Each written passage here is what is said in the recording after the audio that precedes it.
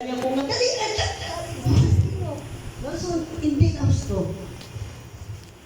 Dapat, mga sweet words, kalmaan ng mga sudilano. Hindi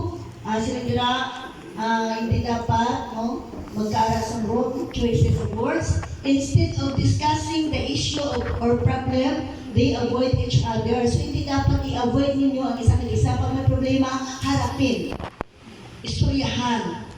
Hindi kayo hipos ka lang ka, huwag ka balong isa kang alburuto na galit. No, dapat istoryahan. Amo yung problema nato, no?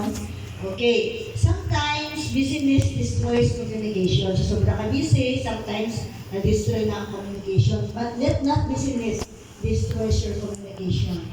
Dishonesty hinders good communication. Ang dishonest nila, laging kamugang, mulang libro, bro, kabalo ko yung honest ka mo sa isang isa. No? Mga sample lang ni, lack of communication is dangerous to married couple.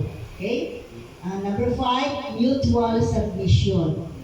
According to Ephesians chapter 5, verses 21 to 24, submitting yourselves one to another in the fear of God. Wives, submit yourselves unto your husbands as unto the Lord.